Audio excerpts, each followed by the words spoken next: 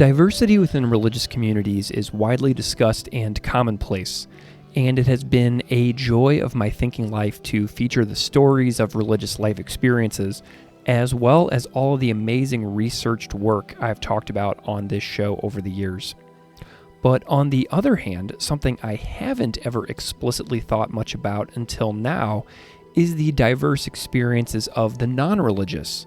Discussions of atheism often tend to be shoehorned into that of well-known contemporary figures, some of whom you might be listing in your mind right now, and this is something I've also been guilty of myself. However, a new volume of essays titled The Varieties of Atheism, Connecting Religion and Its Critics, edited by Dr. David Newheiser and released by the University of Chicago Press, aims to revitalize dialogue about atheism. The collection has a fantastic variety of work, ranging from the genealogy of atheism, atheism in science, society, power, ethics, and much more. Dr. David Newheiser appeared on this show elsewhere to discuss his other book, Hope in a Secular Age, which you can listen to another time if you are inclined. I hope you enjoy this conversation about the varieties of atheism featuring Dr. David Newheiser. Dr. David Newheiser, thank you so much for joining me today. Thanks, Greg. It's a pleasure. It's wonderful to have you back, David. I'm wondering if you can spend a moment and introduce yourself to the audience out there, however you see fit, because some people may have heard you on this show before, and some people may be hearing you for the first time. Yeah, thanks. I am a senior research fellow at the Institute for Religion and Critical Inquiry at Australian Catholic University in Melbourne, Australia. I'm a scholar of modern religious thought and political theology. A lot of my research is exploring the space between religious traditions and secular societies, thinking about the continued significance of religion in a world that is not religious in the way that it used to be, maybe in previous eras. Fantastic. I love that description. Well, David, we're coming up on 2 years since you and I last spoke.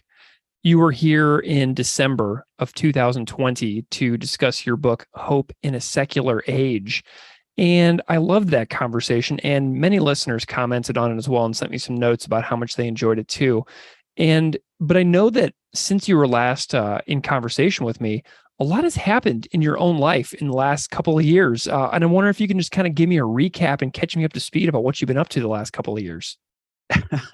Yeah, I mean, I think a lot has happened for all of us because it's a weird coincidence. I was thinking about this the other day. We talked in December 2020, as you say, and my book had begun to circulate in January that year, and that was exactly the time I think that COVID began to spread, and that sort of changed everything for all of us in a way. So here in Melbourne, we had a few really long lockdowns that were more strict than most places experienced. And so since you and I last talked, I spent a lot of time inside, trying to adjust to a more solitary life.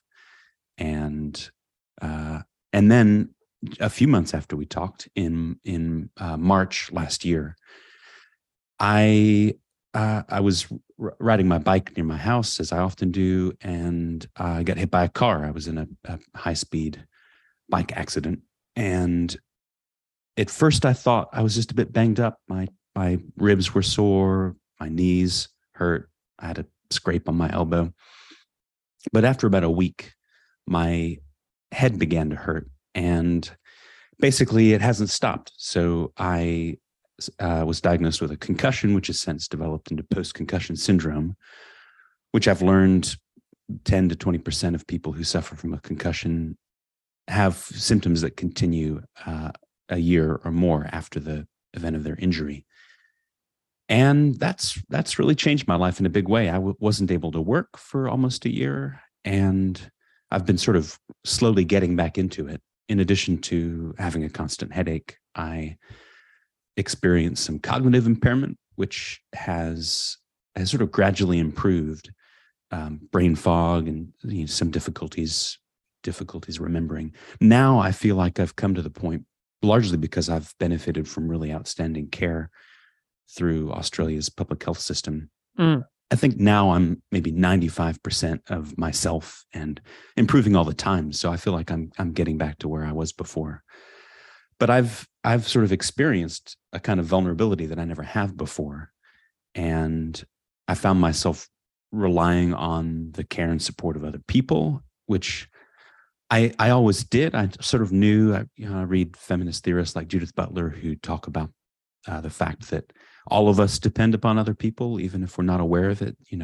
We're each of us knit within relations of interdependence, these networks that support us. But a lot of the time, that support that other people give us is invisible. But for me, suddenly, there were a lot of things I weren't able to do, and so I relied on friends to bring me food, because figuring out what was for dinner was really hard.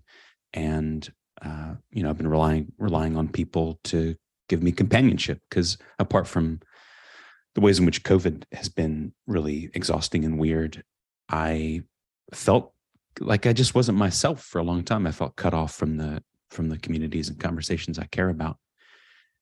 And now that I'm getting back to my work, and I'm able to sort of reconnect, I feel like things look different to me now. I have a different sense of the importance of solidarity. It's sort of it's politicized me in a way. I've become more involved in the work of my union. It's made me think differently about the differential harms that COVID has caused, the way in which vulnerable communities have been affected by the pandemic. So I'm still sort of working through what that will mean for my work in the long term. But that's a long answer to a quick question. A lot's happened. Yeah, I love it though. Did this new book that we're going to discuss, was this kind of like the first thing that you dove back into whenever you kind of resumed, like a professional life again? Yeah, I mean, a lot of the work had been done before. I mean, a book like this, a collection, given that it's the work of many hands, it takes a long time to bring it to fruition. But it is true that my introduction to the piece was the first thing that I sort of got back to. Yeah. Excellent. Well, let's talk about this collection. It's called The Varieties of Atheism, Connecting Religion and Its Critics. And I'm wondering if you can tell me a little bit about the origin of how this idea came to be, and how the collection of authors came into the picture, and kind of how it all took shape. Tell me the backstory behind this book. So let me just start by talking about the most immediate context, which is that there was a conference that was held in, I think, 2018, where I had the chance to bring together around 20 of my favorite scholars of religion and secularity to come together to talk about atheism and to try to sort of find a new conversation, to figure out what scholars of religion have to say. And that conference was one of the culminating events in a larger project that I led from 2016 to 2019 on the topic of atheism. And so with a group of collaborators, I had the chance to sort of think for a while about what's at stake in the issue around atheism. There seems to be a lot of energy around it. It's one of the ways in which conversations around religion and non-religion echo in the public sphere. And I guess maybe to put the point more directly, when scholars of religion write about secularity, it's kind of abstract. It refers to a sort of social phenomena. But atheism is an identity that people sometimes claim for themselves. It matters for their lives and the way that they think about who they are and how they live. And so we wanted to sort of think about what's going on there. And in particular, what sort of conversations could we stage between people who are religious and people who aren't? What are the important tensions? What are the lines of connection? So that's sort of concretely where the collection came from. It sort of is the fruit of that extended conversation. There's also, I think, a sort of longer story to tell, which is just that I've been thinking about atheism myself for a long time. I mean, I grew up in California in a suburb, and I was raised in a religious community. You know, most of the people that I knew when I was young were Christian, and so atheism was kind of an object of distant fascination. You know, it was something that people would talk about, often with a kind of anxiety. And then when I went to college, I actually met some atheists, like people who acknowledged they were out as atheists. And then I began to actually read the work of atheists like Nietzsche and Feuerbach and Camus and Derrida. And as I began to develop as a scholar of religion, and especially my graduate work, I found that these sort of classic atheist texts were the thing that helped me to make sense of medieval religious thought. So I studied, Christian theology from the, 5th century through the, later Middle Ages, early modern period. And I found that atheists helped me to figure out what I thought was going on there. And then conversely, when I began to study, especially Derrida's work more closely, but also Camus and the others, I found that to understand what was going on in those atheist texts, it was really important to have a background in the study of religion. And so I guess that sensibility that there's something like really exciting and important about this conversation around atheism, that for me is sort of where the motivation for the collection came from. Wonderful. Well, the piece that you did write in the book, the great introduction that you mentioned, has a fantastic genealogy of atheism. And you already mentioned a couple of the names that you talk about throughout the section as well. But, I kind of want to go through that section, because I don't really think that a lot of this has ever come up on this show, despite the fact that I've been at this for hundreds of episodes at this point. And it's kind of like a blind spot, if you will, on the catalog of the show. So, I'm wondering if we can go through some of the major concepts and terms, just as kind of a nice little primer, since it's never been done here. So I'm wondering if we can begin by, if I can ask you, like, what is your biggest takeaway on the available academic research out there that compares, like, between secularization and atheism? Is this kind of a very well, examined field, or is this kind of still a little bit new? I think this collection does something that's new in an important respect, and that's one of the reasons why I'm so excited that it's coming out. So there's a lot of discussion among scholars of religion of secularization as a social phenomenon. And as I've said, there's a lot of discussion among philosophers, but also in the public sphere, of atheism as an identity. But scholars of religion haven't written a ton about atheism. So the conversation around secularization tends to sort of focus on the sort of history of social trends, social dynamics. And then on the other hand, the philosophical conversation, for reasons I'll describe, tends to take a definition of atheism that I think is ahistorical, somewhat constrained, flattens its complexity, diversity.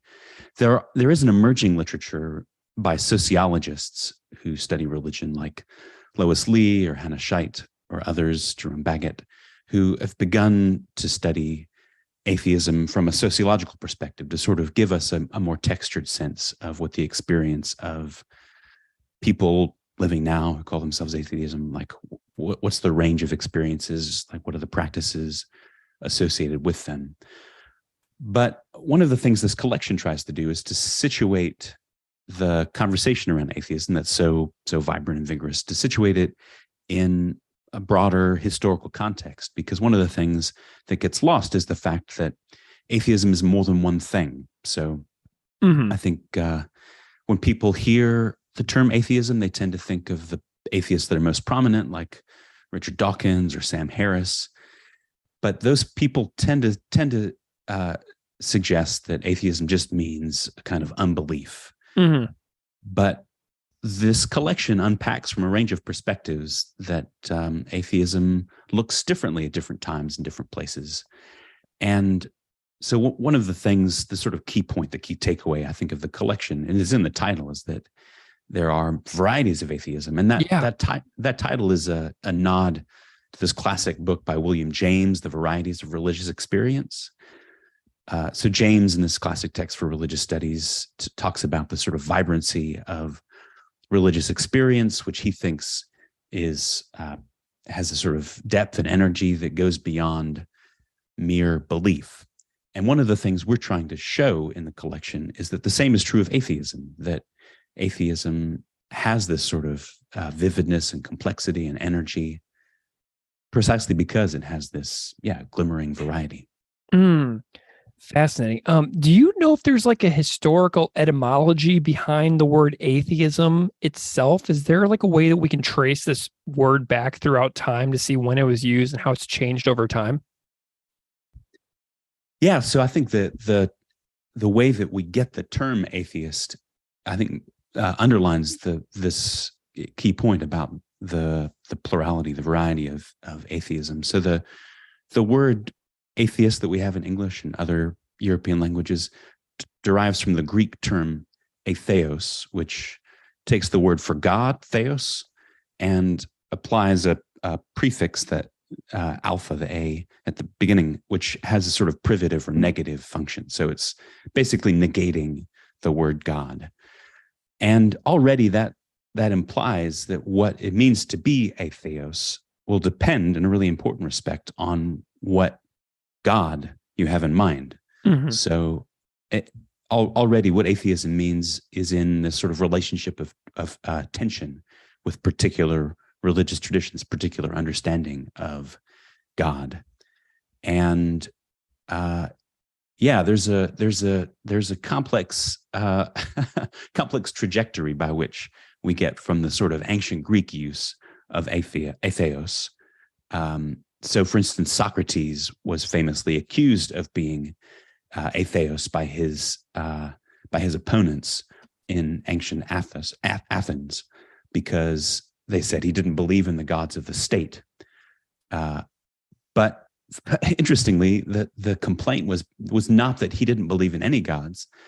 These people attacking Socrates, and who were eventually responsible for his execution, they complained that he had new divinities of his own. So this example shows that what it meant to be atheos in ancient Greece wasn't a sort of godlessness as such, but it was the rejection of particular gods. It has this sort of particular relationship with particular religious traditions. The history of atheist as an accusation within Christianity sects was also something that really captured my attention. Is there a way that you can like kind of tease out some history there of like what it was like to be within Christianity, but to like hurl that as like, an accusatory thing about how another sect is like, less than or illegitimate by hurling this term? Yeah, that's one of the funny things that I think is sort of startling when you take a modern understanding of atheism and then look at ancient or medieval uses of the term, because as the example of Socrates suggests, the issue in ancient Athens wasn't centrally about belief. The complaint against Socrates was about piety. Socrates' opponents were worried that he was undermining particular religious practices that they thought were important. And this understanding that what it meant to be atheos has to do with practice and with morality more than with belief alone. This is reflected as the term gets taken up in the sort of early Christian period and then in medieval Europe. So one of the things that is especially striking is that ancient Romans, when Christians began to circulate in the Roman Empire in the first few centuries, ancient Romans actually accused Christians of being atheos, not because they didn't have any gods. Again, it wasn't about the belief that there isn't a God, but ancient Romans thought that Christians were atheists in this sense because they were undermining Roman practices of piety. And in a similar way, as you've suggested, Christians actually accused each other of impiety. So in the early modern period, when the Protestant Reformation was spreading around Europe, there was a lot of intra-Christian conflicts. So Protestants and Catholics were trying to score points against each other in any way that they could. And one of the ways that they did this was to accuse each other of atheism. So Francois Garras is one early modern commentator, and he actually called Protestant theologians like John Calvin and Martin Luther atheists. Garras calls Luther a perfect atheist, which is really funny because Luther is taken as exemplary of theism by a lot of people. He's a Protestant Christian. He believes in the Christian God, but for a Christian that has a different theology in this period, Garras worried that someone like Calvin or Luther undermined the sort of piety that he himself was committed to. And so calling Luther and Calvin atheists was a way to name that difference, to name that conflict. Because it was a godlessness that was mainly about morality and about pious practice, observance more than belief alone. Just as a side note, one of my students' favorite text to read in class is the Euthyphro Dilemma by Plato. And I'm wondering, have you ever taught that or anything before? Because it is a really good time to go through the impiety accusations of Socrates. It's always such a good time with students. Oh, it's fantastic. Yeah. I haven't had the chance to do that for a while, but one of the things I love about Plato is the way in which he stages thinking as a drama in dialogues like the Euthyphro. Yeah. And yeah. It's really fun. Yeah, go ahead. I was just going to say, I feel like that's in keeping with the story that I've been telling, because yeah, Platonism isn't just about making particular claims about the world. It's not an abstracted system. It's something that has a kind of life in the. It's almost like a play that Plato stages in the Euthyphro and other dialogues. Oh, absolutely. And I would have students read it aloud in groups. Beautiful. And then another thing that I did was, that was one of the ways that this podcast even started, was it was like a classroom project, and a co-teacher of mine and I performed it on a recording.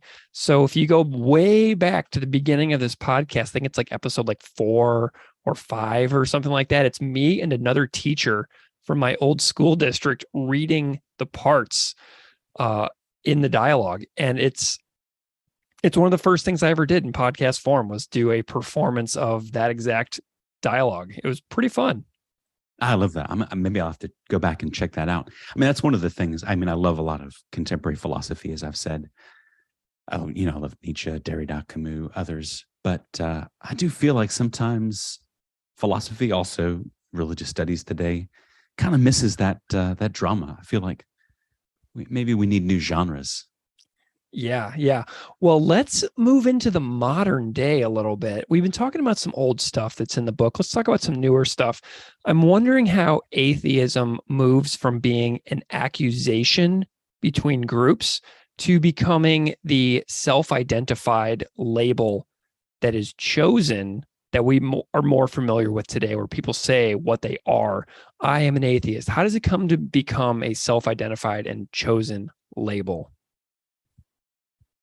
Yeah, it's a really important pivot. So in early modern, sorry to take a step back, as I've said, in medieval Europe and in the early modern period, atheism was mainly an accusation. It was associated with immorality.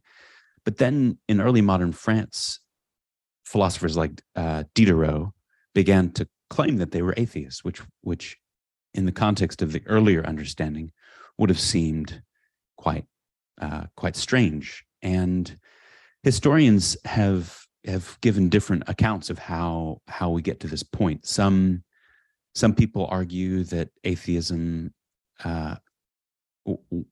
is a sort of unbelief. They define it as unbelief in the existence of a god or gods that was hidden. So there's this idea that atheism was suppressed and that it only sort of in the early modern period in places like France, maybe urban centers in particular, becomes something that people can acknowledge. People can be out as atheists.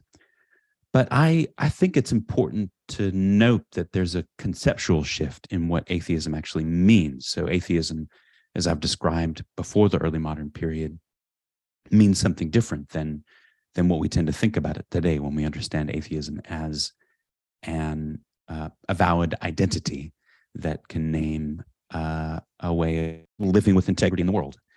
And so some historians like Alec Ryrie or Peter Harrison have done really interesting work on this. They argue that this shift in the significance of atheism as a concept actually owes in large part to dynamics that are internal to Christianity. It's sort of the expression of an intra-Christian debate in a way.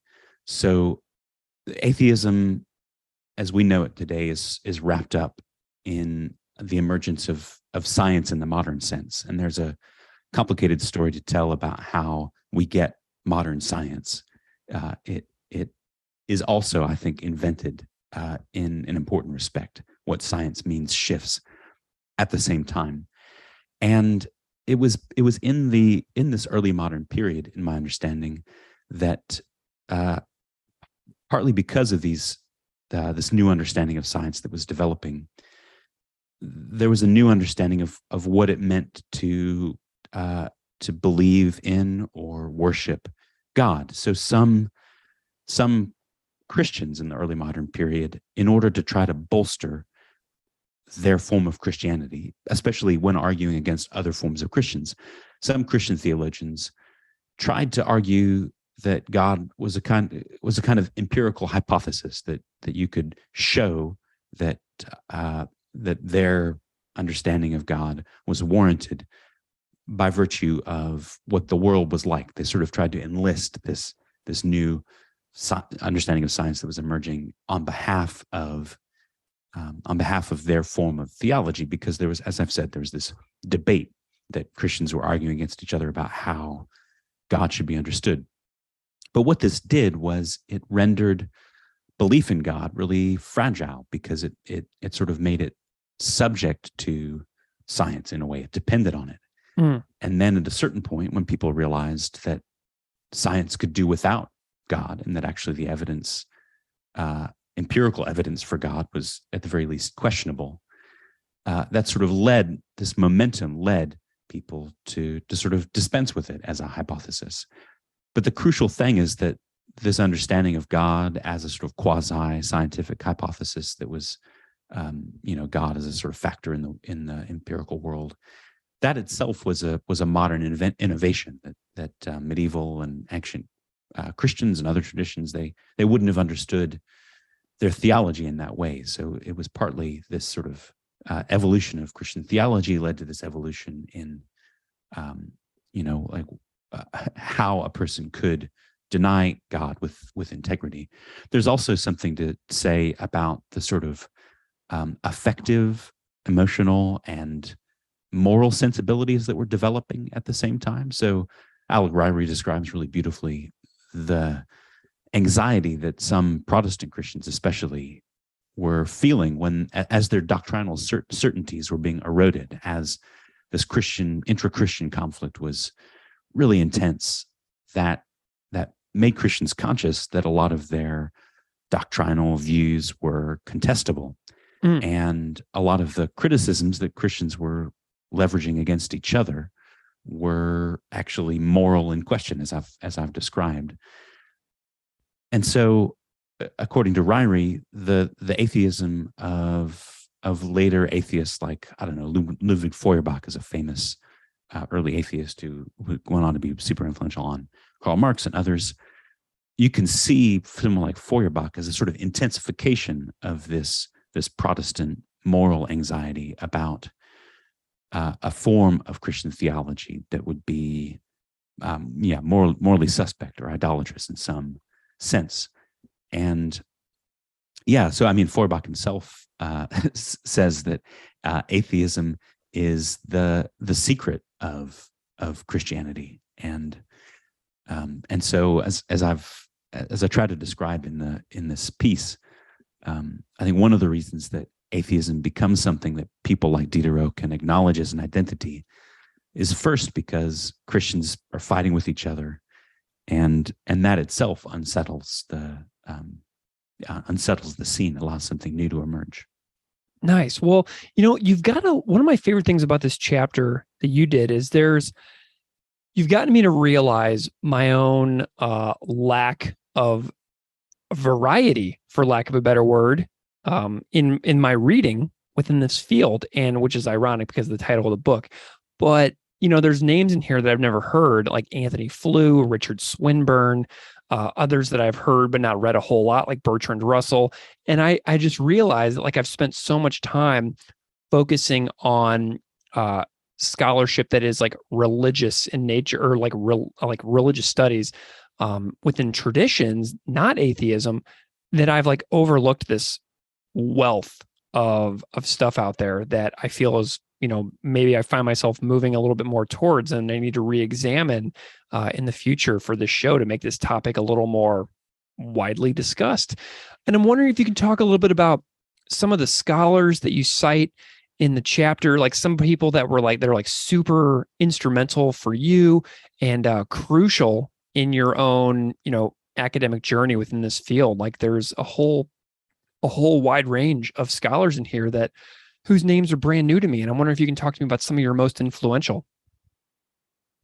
Yeah, I mean, I really appreciate what you just said, because I think what you've described is the effect that I want the book to have. Because, as you say, in the field of religious studies, there's a lot of work that's organized around religious traditions, the sort of, especially the what gets called world religions. And one of the things that I've thought for a while is that atheism as an identity is just as vibrant and vigorous and interesting as those traditions. It doesn't have, it's not usually understood as a tradition in the same sense. It doesn't have, I think you can think of some religious traditions like, I don't know, Catholicism might be it's the example that comes most clearly to my mind, which has a kind of bureaucracy that defines or attempts to define the limits of what Catholicism means. And so it's easier to see that as a sort of bounded tradition that tells a story about its own history. And something similar is true in different ways of different traditions in Islam and Hinduism, Buddhism, and everything else, Sikhism. But I think atheism is also a tradition, and it has that same kind of complexity. It has a dimension where it's practiced in people's lives. It's also more than just a set of sort of doctrines or beliefs. It involves sort of a rich emotional life. It involves particular practices. So the scholars that you mentioned, many of them are the people who have written explicitly about atheism, especially philosophers like you mentioned Bertrand Russell, Anthony Flew, Richard Swinburne, Alvin Plantinga. There's this philosophical discussion of atheism that I think is generally pretty thin, actually, because it tends to assume that atheism is just about belief. And one of the things that I think this collection tries to do is to take inspiration from scholars of religion like Talal Asad. So Asad, as many of your listeners will know, has done really important work on how the concept of religion was invented in early modern Europe, alongside a new conception of the state as something that's secular. And one of the things that I think Asad and others like him in the study of religion have brought to light is that there are concepts like religion and secularity that we tend to take for granted. But if we look at their genealogy, if we look at their history, we can see that they sort of cover over momentous shifts. And if we attend to those shifts, we see that there's a lot of complexity there. There's a great variety embedded in that history. And that variety is not only conceptual. This is a sort of key insight that Asad and scholars of religion like Robert Orsi and others have made, is that, religion's not just about belief, but as I've said, I think atheism isn't either. And so I think there's a lot to talk about there. Yeah. Well, those are the ones I haven't heard of, but I have heard of others. And you brought these guys up earlier, but the new atheist movement that was popularized about 15 years ago at this point. And I'm wondering if you have specific relationships or connection in your own life to the work of Dan Dennett and Christopher Hitchens and Sam Harris and Richard Dawkins, because those four figures, I will admit, were fairly important for me at a certain time in my thinking journey. Do you know what I mean? Yeah, they were important for me too. I mean, I talked a bit about how I sort of encountered atheism as a sort of living, vibrant phenomenon when I was in college, and especially Hitchens. I think he's a really, really vivid writer. He's a great stylist, and he sort of makes these questions come alive. I think Daniel Dennett has written some really interesting, really thoughtful things about atheism, and of course, Dawkins has opened some really interesting conversations.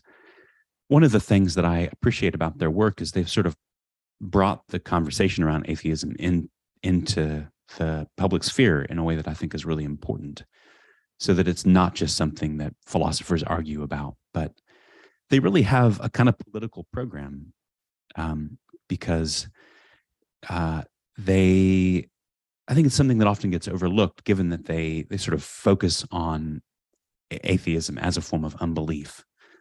But they've tried to create spaces where atheist communities can spring up. They're especially concerned with the harmful moral effects that certain forms of religious practice can have on people's lives. And I think that spoke to me when I was a student, because I had sort of experienced that in a way, when I was younger, that fundamentalist forms of religion, I know in my own life, it could be really damaging for people.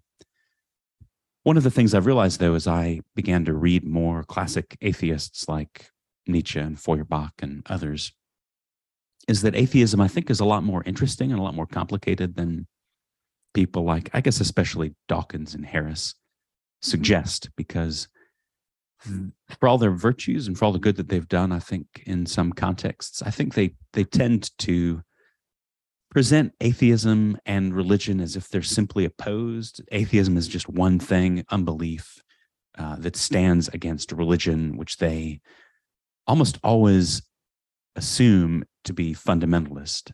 And as I began to study the history of religious thought more carefully, I realized that religious traditions and Christianity, which is my own area of expertise, is enormously diverse. There's not just one form of Christianity. Religion is not just one thing.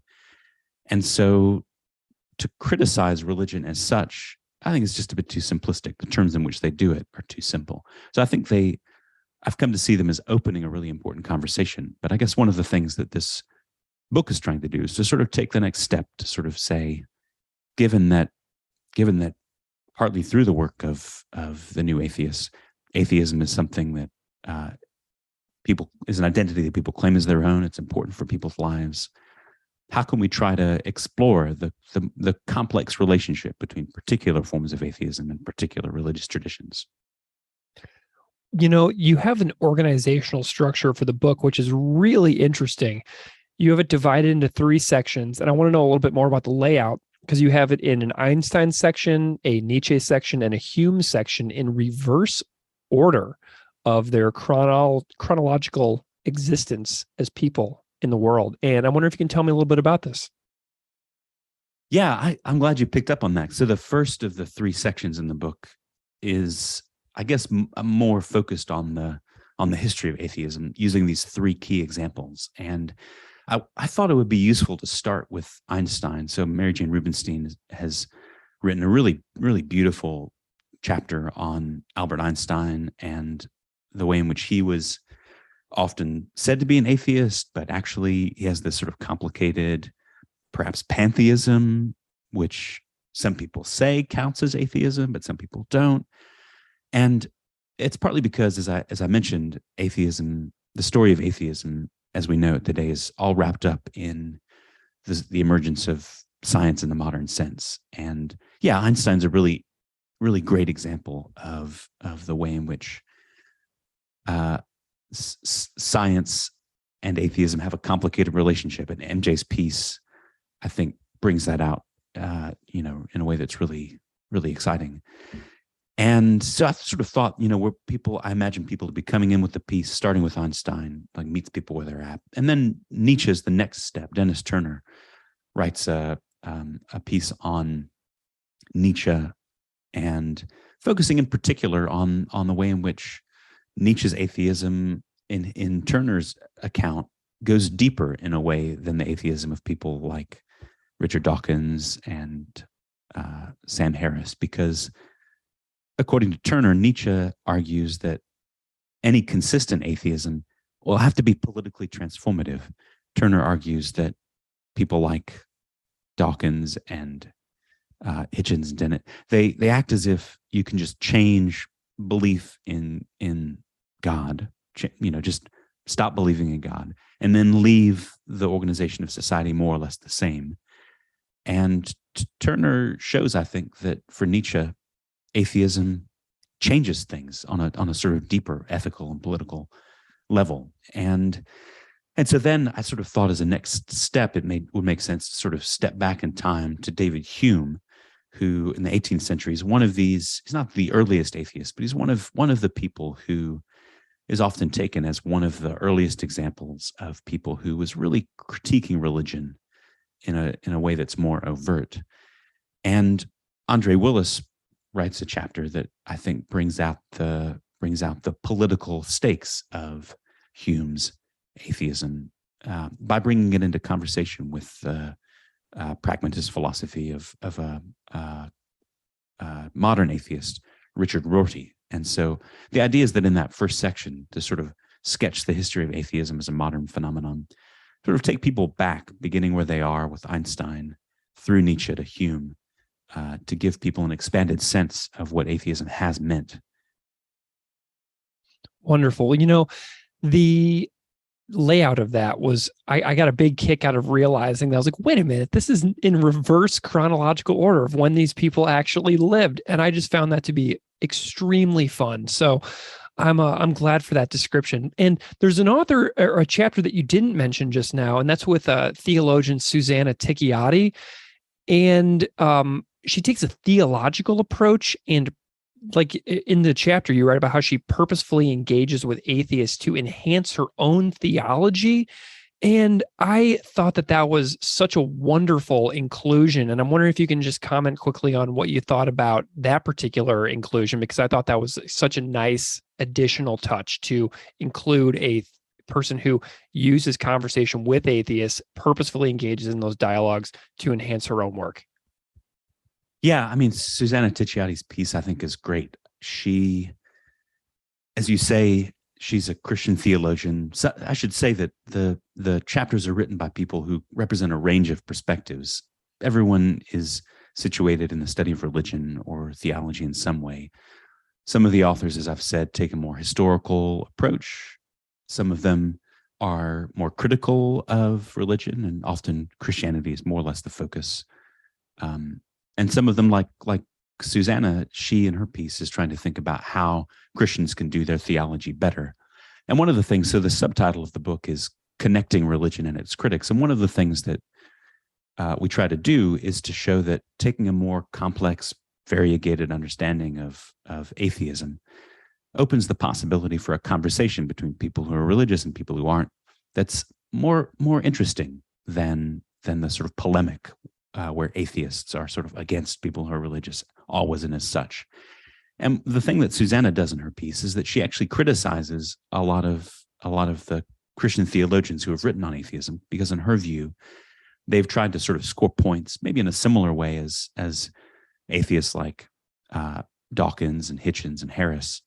And she thinks that reading atheists seriously is an opportunity to learn how to do Christian theology better. So that's what she does, especially by tuning into the moral concerns that in her reading drive the work of atheists like Dawkins and Harris. So she's really sensitive to the way in which they're worried about, for instance, as I've said, the effects on children that religion can have. And she says that, that moral concern is something that people who are religious can also share. And so she tries to offer an understanding of how Christian theology should understand itself as being motivated by a similar set of concerns that can actually take the concerns of these atheists into account. Wonderful. Well, there's another chapter, the closing chapter of the book is called The Drama of Atheism, which, again, I loved. And I'm wondering if you can comment on, like in atheism in general, in 2022, going into 2023, what is dramatic about atheism, kind of in your view? Yeah, so the chapter you mentioned is by Constance Fury, who's really one of my favorite scholars in the study of religion, and it's a really beautiful coda to the collection. It's a vibrant afterword that talks about her own early encounter with atheism, which was through a book by the theologian Henri de Lubac. He wrote a book, The Drama of Atheist Humanism, and the thing that her collection captures is that, I think, much as the way I've tried to describe, atheism has a kind of energy to it. It's not just something that exists in words. It's not just about belief, but it's something that people live in a way that is full-blooded with all of the emotion that people take into the things that most matter to them. And I guess that's one of the things that I'm excited about. I mean, over the last year, sort of after the work on this collection has been done, I've had the chance to co-direct a project on art and unbelief, which is thinking about the way in which art practices can show that there might be might form another form of point of contact between people who aren't religious at all and people who are, thinking about ritual and art together. And I just find it so exciting to explore this space, this sort of gray, complex space between particular religious traditions and particular forms of atheism. And I think that's where the drama, for me, that's where the drama, the energy is, forging conversations of this kind. Wonderful. Well, David, what is next for you? Where is your work taking you in the next couple of years before you and I before our paths may cross again? Yeah, I mean, I feel like the introduction that I gave to this conversation means that I probably shouldn't predict what's going to happen, because it's going to surprise me. And that's one of the things, as I said, I'm dealing with this new chronic health condition because of my bike accident, and that's really shifted my understanding of myself and my relationship to others. And it's really sensitized me, I think, to political questions around our interdependence and about the importance of solidarity, which I think is one of the reasons why I actually care about questions like this, trying to help communities, religious and non-religious communities, find ways to connect, find ways to talk to each other, because I think those forms of understanding and solidarity are really, really important, especially with the crises that we're dealing with. So I've been writing a bit on the ongoing pandemic, and in relation to that, I've been thinking about right-wing populism. I think both of those are emergencies that really call us to come together, to work together, to to find a sort of care for each other that's beyond simple self-interest. And I think that's where my thinking will go. I'm working on a collection that's sort of extending this work on atheism, that's coming out of this project on art and ritual practice that I mentioned. I think hopefully in the next year or two, I'll have written my next book on political theology and amazement, thinking about the experience of surprise as a politically powerful resource. But with all of that in mind, I think the thing that I really want to do is to figure out how I can, in some small way, help to address the emergencies that I think we're living through in relation to our, public health, political life at the moment. Wonderful. Well, Dr. David Newheiser, do you have any ways that people can get in touch or follow your work, or things that you would encourage that they follow if they would like to know more about what you're doing? Yeah, I mean, I love hearing from people. The last couple of years, because of COVID and because of my accident, have been kind of isolating. And genuinely, I just love hearing from people when they reach out. Like if you found my work helpful, I'd love to hear from you. I'm on Twitter, and you can see what I'm doing there. I've got a personal website where I update publications as they come out, or interviews like this one. But mostly, I'm just excited to connect with people who are thinking about similar things, the sort of questions that I mentioned, because my own experience is that thinking together is really important. And as ever, but now more than ever, solidarity is our only hope. So, well, thank you so much for joining me. Yeah, thank you so much for joining me. I've had a real blast, and I loved reading this new book, and I really hope that people check it out, because I personally loved it, and it got me thinking about, a lot of new things that I can examine on this show in the future. And 250 plus episodes in, finding new ground to tread is actually quite a thrill. So thank you so much for providing something that took me in a new direction, because it means a lot to me. It's super fun, Greg. Thank you so much.